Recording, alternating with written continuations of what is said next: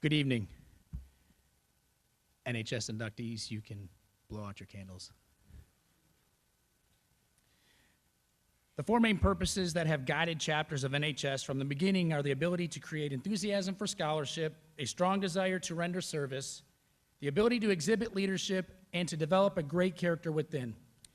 These purposes also translate into the criterion used for the membership selection in the Charles F. Brush High School local chapter. With that said, welcome to this evening's National Honor Society induction program here at Charles F. Brush High School.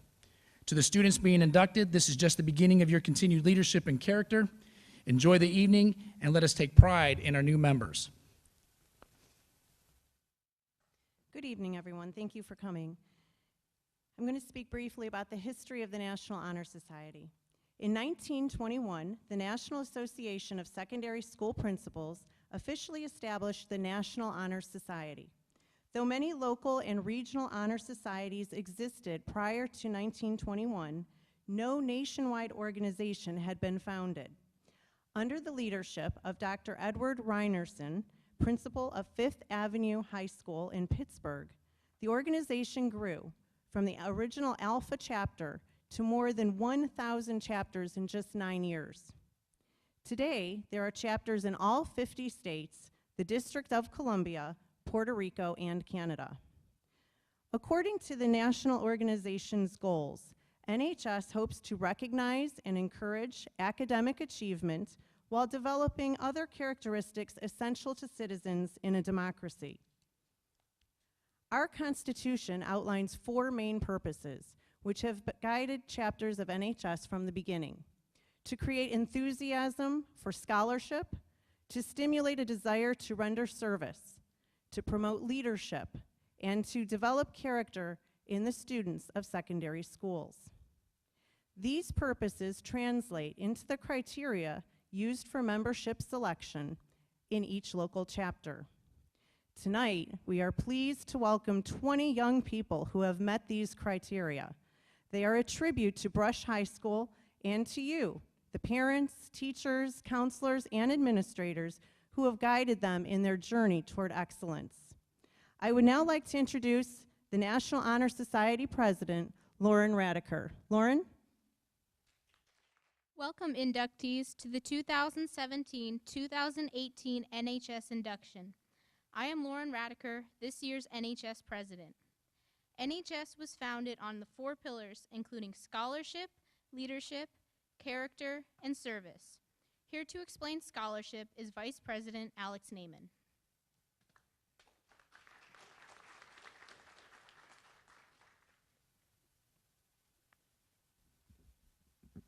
The first branch of the National Honor Society is scholarship. The inductees behind me have all achieved a grade point average of 3.5 or above.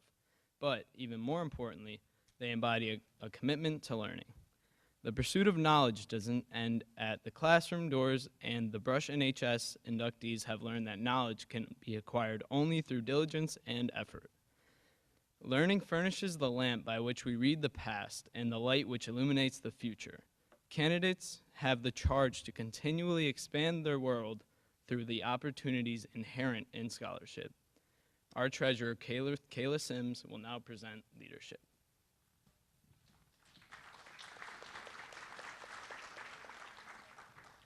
The leaders at Brush High School exert a wholesome influence on the school. In taking the initiative in school and in class activities, the real leader strives to train and aid others in the same objective. The price of leadership is sacrifice, the willingness to yield one's personal interests for the interests of others. A leader has self-confidence and will go forward when others hesitate.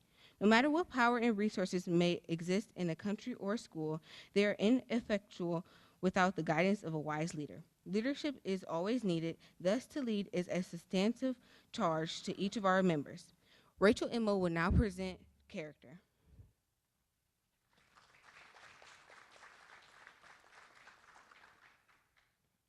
Character is the force within each individual which distinguishes that person from others.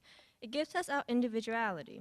But when we talk about character for the students of National Honor Society, the words mean so much more than that. Implicit in the term is the ethical or moral nature of an individual, the product of constant action, striving daily to make the right choices. We must be then, in reality, what we wish to appear to others. By demonstrating such qualities as respect, responsibility, trustworthiness, fairness, caring, and citizenship, we may hope to prove by example that we value character. Lizzie Fry will now present service.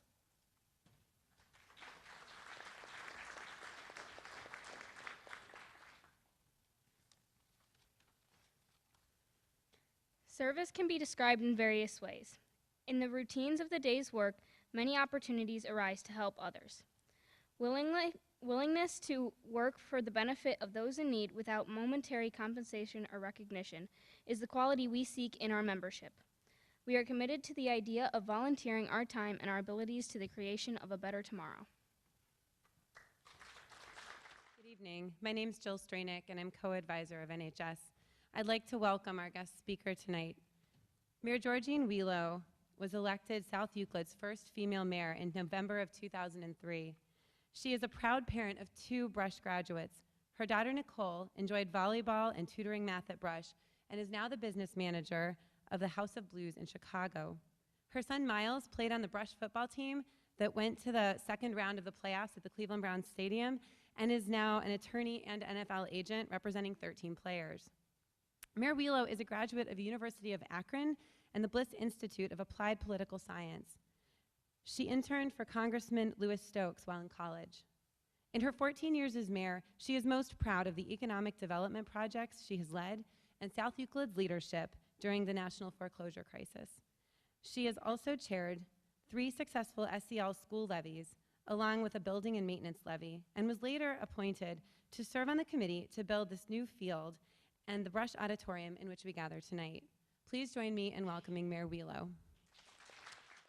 Parents, the heroes of each and every, and grandparents and each and every student and principal and teachers, because without you, we wouldn't have these wonderful children here. And it's a real honor for me to be here today because I never got to be able to serve on the Honor Society. I applied, but I never was accepted. So for me, this is a great honor that I get to actually speak to all of you because you're sitting in the seats that I had always wished I could have achieved.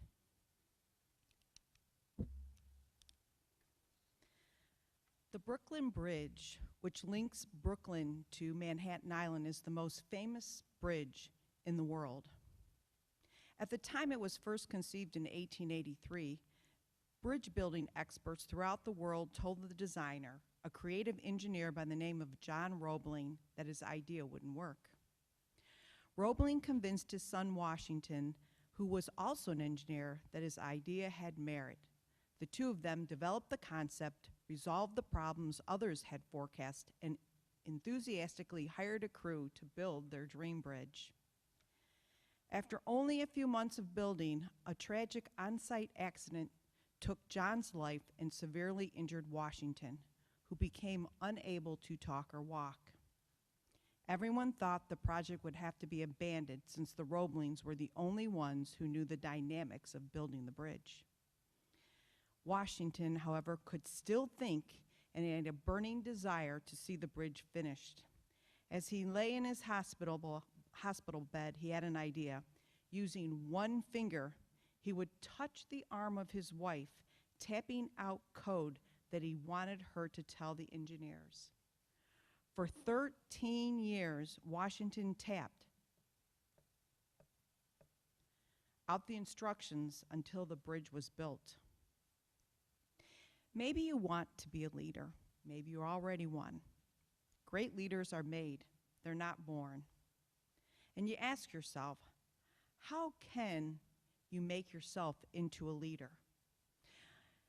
I'm a leader today, not just of the city of South Euclid, but I serve on numerous boards and commissions.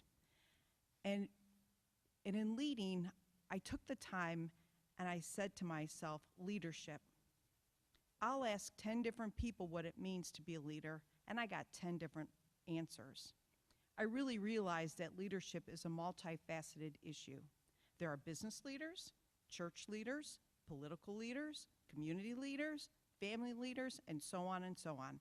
However, the principles of good leadership apply whether you're in a position to lead hundreds of people, 10 people, or one person. Likewise, the pitfalls of bad leadership can trip you up whether you run a large corporation, a small business, or a growing family. During my life, I've had the opportunity to meet many leaders. I got the opportunity to work with Congressman Louis Stokes, Stephanie Tubbs Jones, President Clinton, President Obama. It just seems numerous. Congresswoman Marcia Fudge. And you know, what I really found was that I tried to strive to devote myself to my character traits and the traits that are necessary to be a leader and someone that people would want to follow. And so I thought what I could do tonight to make it short and sweet is maybe I could give you some of those. And I hope you take them, and somewhere along your life, when you're achieving all your dreams and all your goals, I hope that maybe some of them will help you. If given a task to do, do it. A leader doesn't let any obstacle stop him from reaching his goal. Persistence and patience produce the payoff. I see it. That's why I'm proud of my economic development. When the crisis hit and there was no banks lending, we still continued with Cedar Center and everything that has taken place in South Euclid under the worst financial conditions in the history of the United States. But we never stopped. And I never, ever said I couldn't produce or reach that goal. Obstacles. Many of you probably already had them. And what have you learned and what have I learned? Obstacles are meant to be hurdled. Just fly over them. You can do it. You have the means, you have the minds, and you have the attitudes. For a leader to be truly effective, he or she must find pleasure in their work. Find something you sincerely enjoy doing, and then do it well. Don't do it unless you really love it. And if you can, don't be good, but be great. Dr. Shelley Senders, who's one of the leading pediatric doctors in the United States, made an appointment and walked into my office. And I was astounded that he was there, and I said, Dr. Senders, you know, what can I do for you? And he said, Mayor Wheelo, I want to know one thing from you. I want to know what you do great. I don't want to know what you do good. I don't want to think what you do maybe good. I want to know what you do great. So I told him what I thought I did great. I thought I had a couple, and he built his pediatric medical center here. He's featured on different television stations, and South Euclid now is known all over the United States and even in parts of the world. So remember, always be great. Leaders are not self-starters. They are finishers. Often, we might hear of an idea or help somebody with an idea, and we always finish. Leaders never, ever are just self-starters. Don't be discouraged if your dream doesn't come true immediately. Continue to pursue your craft or your talent. Study and learn. Grow by experience. Keep working. The victory goes to those who are willing to fight one more round. And I think we all saw it Friday night at the football game. That's the difference. That team now figured out how to win, how to feel it. And that's what you're going to do in your world. You might find the cure for cancer. You might build the car that I'm not going to have to drive anymore because I'll be old and I'll just say, take me to my grandchild's game. So, you know, for me, I really hope that you're willing to fight for that last one more round. Don't let one success keep you from pressing on to bigger and better things you never dreamed were possible. All of you are sitting here. I don't know if this was your dream, but it had to mean something to you. So now go out and use this. Scholarships, internships, great jobs. Make sure you're the best alumni we have. Personal sacrifice is inspiring to others. It brings hope and encouragement to weary souls. It produces growth and maturity. There is no true leadership without some kind of sacrifice. What do I see as sacrifices? Many things. I miss a lot of events. I have to get up extremely early if I want to do something for myself. The media is not always kind to me, And you have to make sure that you're always, as Michelle Obama says, when they go low, you go high. So to me, the payoff is yes, I sacrifice. And sometimes I'm up late, and sometimes I have hardly any sleep because I'm the safety director. If there's a fire, if there's a water break, I'm there. And the next morning, I better have a smile on my face because I might be coming to Memorial to talk to the kids. So there is something to choose. Changing directions in mid-course may sometimes be painful or difficult.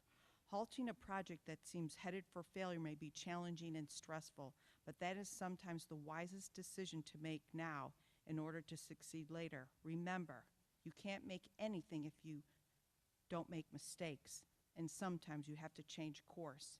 And some of you might be doing it before you go to college because it's somewhere you thought, I thought I wanted to go there and now I don't, or it might be actually in some kind of a program. If you are warned you have a problem, admit that it exists. Then don't delay in fixing it. Take action to bring about a solution. That's very critical in being a leader. Part of any success is refusing to become distracted. Pursue your goals today without wavering or hesitating. Keep your eyes on the finish line. In closing, I want to congratulate all of you on your achievements here at Charles F. Brush High School and in your final years of school here. I hope that each and every day you will discover outstanding motivation from your fellow students, because when you look right to left, you will see leaders. Experience the powerful, timeless wisdom of your teachers and school administrators. They're there for you. They come every day prepared, just waiting for one of you to ask that question. And be challenged and encouraged by the real-life stories of great leaders in today's society. You might have to hunt sometimes for them, but they're there, and I hope that you emulate them. My wish for each and every one of you is to uncover the most potent principles for great leadership while attending our South Euclid-Lyndhurst schools and experience how they actually work. And in doing this, you'll be equipped with the practical confidence and building skills you need to make them to work for you. Congratulations, and I look forward to hearing all the great things that you're doing in the future. Inductees, please stand and recite the pledge with me. To uphold the high purpose of the National Honor Society, to which I have been selected, to build strong character in myself and others, to advance scholarship, to provide leadership, and to serve my school, my community, and my country in the interest of humanity. Inductees, please remain standing and come forward to receive your pin when you hear your name called.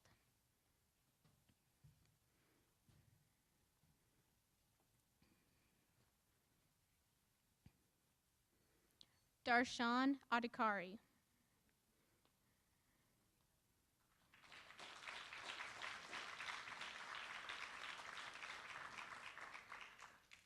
Alexis Andrich.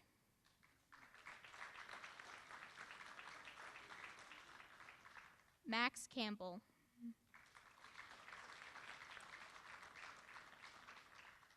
Caitlin Kraus.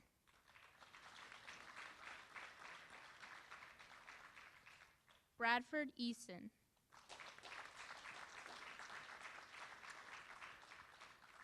Adam Ekman.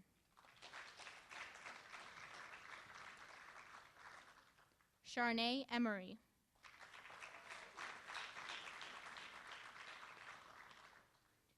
Elizabeth Farron.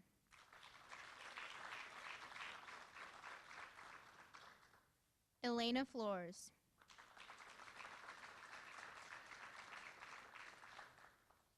Ashley Gillum.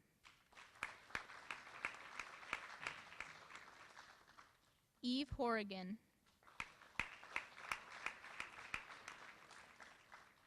Molly Johnson.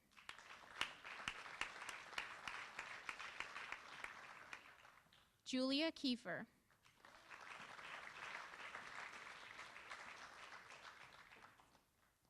Kareem King.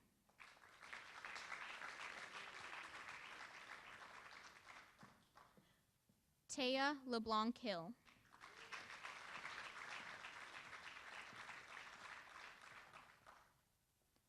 Connor Martin.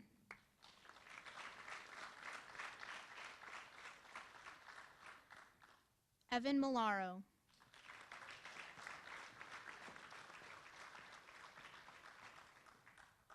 Rebecca Rossi.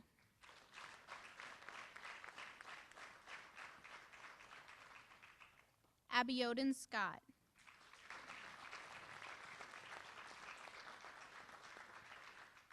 And Courtney Williams. And Lauren, officers, if you would stay where you are for a minute, we'd like to also pin an honorary inductee tonight. If you would please place that last pin on Mayor Georgine Wheelo.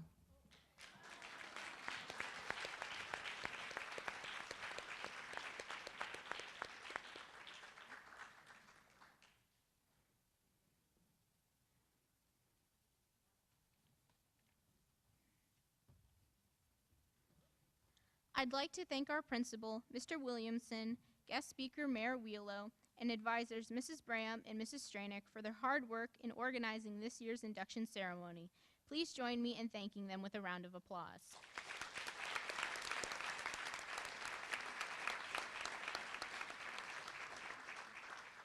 Thank you all for attending our NHS induction ceremony.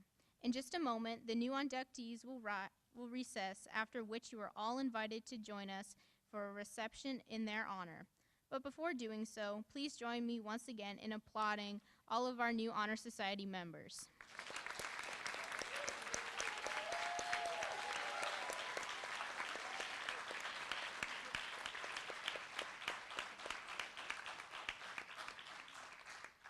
Thank you.